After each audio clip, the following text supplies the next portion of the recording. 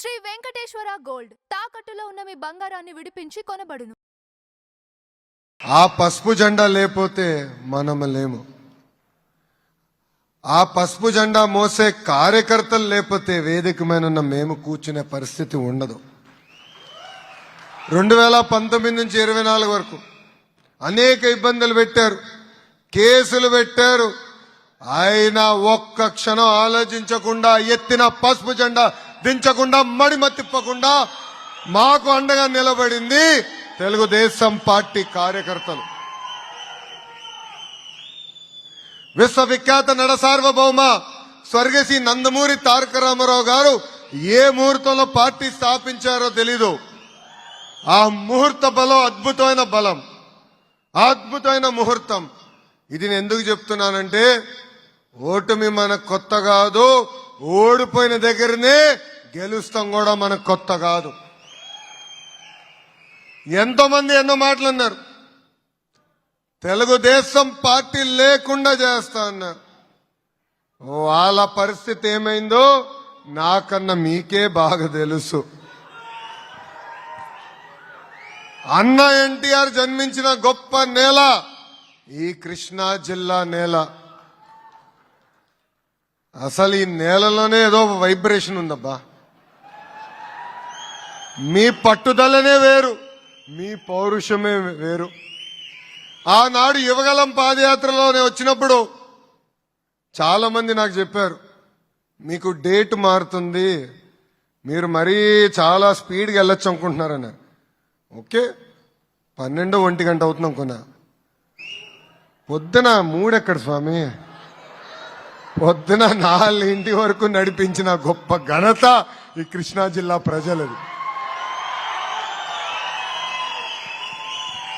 పక్కన ఉన్న మన నాయకులుంటే అనేవాడిని, అన్నా లేట్ అయింది, కాలు నొప్పులు వస్తున్నాయి, ఏమనుకోదు కొంచెం స్పీడ్గా నడుస్తానంట. కరెక్ట్గా ఒక్క గడప దాటింది ఇంకో గడప చూస్తే, ప్రత్యేకంగా మన పెనమలూరు నియోజకవర్గంలో చూస్తే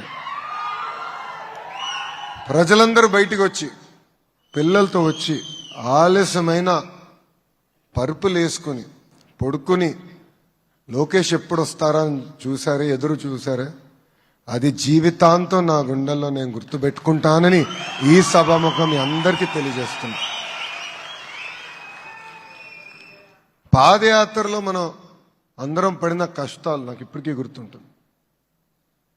ఎప్పుడన్నా బాగా అలసిపోయిన ఫీలింగ్ వస్తే ఆ పాదయాత్ర పుస్తకం తిరిగేస్తా.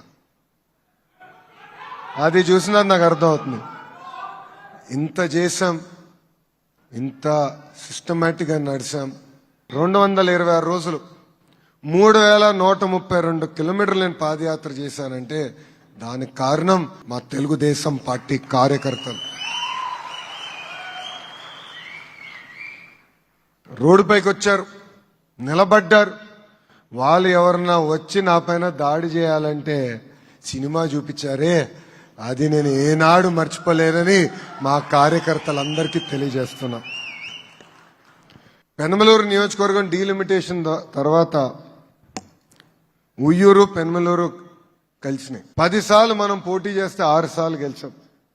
గెలిచినప్పుడు ఎప్పుడు భారీ మెజార్టీతో గెలుస్తాం, ఓడిపోయినప్పుడు స్వల్ప మెజార్టీతో మనం ఓడిపోతాం జరిగింది.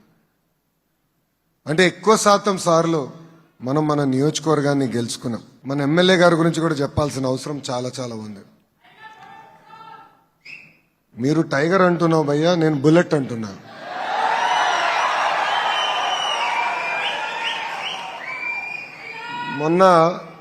మొన్న ఇన్స్టాగ్రామ్ లో చూస్తున్నా, అందరికి అలవాటు కదా ఇది, ఒక వీడియో చూసా. ఒక వ్యక్తి తాగి రోడ్డు పైన పడిపోయి ఉన్నాడు. ఈయన బుల్లెట్ దిగి గట్టిగా 2 కొట్టాడని. అరే నువ్వు ఇట్లా తాగి పడిపోతున్నావు రోడ్డు పైన, మీ పిల్లల భవిష్యత్తు ఏంటి, పొరపాటున నీకేమవుతుంది, మీ భార్యకి ఏమనుకుంటుంది, మర్చిపోయావా నువ్వు అని గట్టిగా 2 బీకాడు. మళ్ళీ ఇంకోసారి చూసా, పారిశుద్ధ కార్మికులు ఎక్కడో సరిగా క్లీనింగ్ చేయకపోతే ఇదేదో నా బాధ్యత అని చెప్పి బుల్లెట్ ఎక్కి వెళ్ళి అక్కడ పారిశుద్ధ్యం కార్మికుల చేత కూడా పని చేపించిన గొప్ప ఎమ్మెల్యే మన బోదే ప్రసాద్ గారు.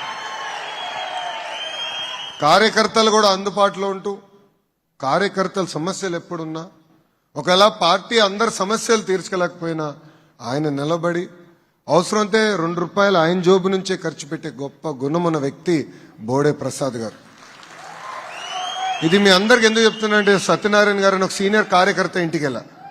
ప్రసాద్ గారు కూడా చెప్పలేదు నేను వెళ్తున్నాను, బహుశా పొద్దున్న తెలిసి ఉంటుంది ఆయనకి.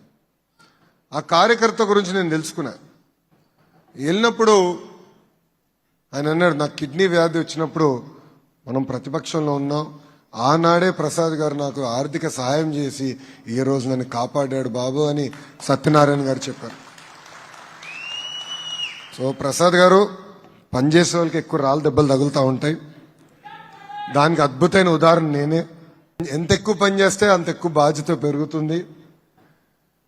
మీ అందరు తెలుసు, మొన్న జరిగిన మహానాడులో అంటే 2025 మహానాడులో మారిన కాలానికి 6 శాసనాలు మనం కొత్తవి ప్రవేశపెట్టాం. దాంట్లో మనసుకు దగ్గరున్న శాసనం కార్యకర్తనే మా అధినేత అని. ఇది కేవలం మాటల్లో కాదు. ఒక పక్కన గౌరవ ముఖ్యమంత్రి చంద్రబాబు నాయుడు గారు కానివ్వండి, ఇంకో పక్కన మీ లోకేష్ కానివ్వండి, ఎప్పుడన్నా నియోజకవర్గానికి వచ్చినప్పుడు అధికార కార్యక్రమం ముందల కానీ అధికార కార్యక్రమం తర్వాత కానీ కార్యకర్తల్ని కలిసిన తర్వాతనే నేను తిరిగి ప్రయాణం చేస్తాం జరుగుతుంది. కార్యకర్తలు లేకపోతే తెలుగుదేశం లేదు. మనం చూసాం, మన జరిగిన పార్టీ ఆవిర్భావ దినోత్సవం అప్పుడు అధ్యక్షుల పక్కన కూర్చుంది అహర్నిశలు కష్టపడిన కార్యకర్తలు. ఎవరైతే పార్టీని నమ్ముకున్నారో వాళ్ళని పక్కన కూర్చోబెట్టారు. కేంద్ర మంత్రులై ఉండొచ్చు, రాష్ట్ర మంత్రులై ఉండొచ్చు, వాళ్ళు వేదిక ముందల కూర్చునే పరిస్థితి. అది తెలుగుదేశం పార్టీ అంటే. కార్యకర్తనే అధినేత అని కేవలం ఒక శాసనంగా చెప్పి మేము వెళ్ళట్లేదు. అది బలంగా నమ్ముతున్నాం, అది మేము అమలు చేస్తున్నాం. మనందరం చూసాం, ప్రతిపక్షంలో కార్యకర్తల త్యాగాలు చూసాం. తోట చంద్రయ్య గారు ఒక అద్భుతమైన ఉదాహరణ. మెడపై కత్తి పెట్టి వాళ్ళ నాయకుడికి వాళ్ళ పార్టీకి జైగొట్టమంటే ప్రాణాలు కోల్పోయినా పర్వాలేదు, జై తెలుగుదేశం, జై చంద్రబాబు అని చెప్పి ప్రాణాలు కోల్పోయారే, ఆ తోట చంద్రనే మీ లోకేష్ కి స్ఫూర్తి. ఈ రోజు నేను గర్వంగా చెప్పగలుగుతున్నా, చట్టాలు సవరణ చేశాం. భారతదేశ చరిత్రలో ఎప్పుడు లేని విధంగా రాజకీయ కక్షలో ఒక కార్యకర్త చనిపోతే వాళ్ళ కొడుక్కి శాశ్వత ప్రభుత్వ ఉద్యోగం ఇచ్చిన ఘనత ఒక తెలుగుదేశం పార్టీదే. వాళ్ళ అబ్బాయికి ఈరోజు మేము ఉద్యోగం ఇచ్చాం. ముందరికి నడిపిస్తున్నాం ఆ కుటుంబాన్ని నేను ఇప్పటికీ కలుస్తా ఉంటా. ఇంకో పక్కన ఒక తాత ఉన్నాడు, గుర్తున్నాడా? అంజిరెడ్డి తాత. ఎట్ట మర్చిపోతాం? లోకల్ బాడీ ఎన్నికలు జరిగితే ఆయన నామినేషన్ పత్రాలు లాక్కోవాలనుకున్నాడు. మీసాలు మిలేసి తొడగొట్టి రా బిడ్డ రా అని చెప్పాడే, ఆ అంజిరెడ్డి తాతనే మీ లోకేష్ కి స్ఫూర్తి. పల్నాడులో మంజుల గారిని మర్చిపోకూడదు. ఎన్నికల పోలింగ్ సమయంలో ఆమె పైన దాడి చేసి రక్తం కారుతున్నా చివరి ఓటు పడి ఈవీఎం బాక్స్ కి లాక్ వేసే వరకు నిలబడిందే మంజుల గారు. ఆ మంజుల గారే మీ లోకేష్ కి స్ఫూర్తి. ఇది తెలుగుదేశం పార్టీ అంటే. నమ్మకున్న సిద్ధాంతాల కోసం, నమ్మకున్న పార్టీ కోసం, నమ్మకున్న నాయకుడు కోసం అహర్నిశలు నిలబడే కార్యకర్తలే మా అధినేత. మీరందరూ చూశారు, గడిచిన 2 సంవత్సరాలు అనేక ఆర్థిక ఇబ్బందులు ఉన్నాయి. మనకి రాష్ట్రం మన చేతికి వచ్చే సమయానికి 99% ఆదాయం ప్రభుత్వ అధికారుల జీతానికి, పెన్షన్లకి సరిపోయింది. 99%. రూపాయి సంపాదిస్తే రూపాయి 60 పైసల ఖర్చు. అంత ఆర్థిక ఇబ్బంది ఉన్న భారతదేశంలో ఎవ్వరు ఇవ్వని విధంగా 4,000 రూపాయల పెన్షన్ ఈ రోజు ఎన్డీఏ ప్రభుత్వం అందజేస్తుంది. వికలాంగులకు 6,000, బెడ్కే పరిమితం అవుతే 15,000 రూపాయలు మనం అందజేస్తున్నాం. రెండోది స్త్రీ శక్తి. ఇక్కడ మహిళలందరూ వచ్చారు, ఆర్టీసీ బస్సులో హాయిగా తిరుగుతున్నారు ఈరోజు మహిళలు. దానికి కారణం మన కూటమి ప్రభుత్వం. దీపం పథకం ద్వారా ప్రతి ఏటా 3 గ్యాస్ సిలిండర్లకి డబ్బులు మన అకౌంట్లో వేస్తున్నాం. అది కూడా ఇప్పుడు మార్చిపోతున్నాం.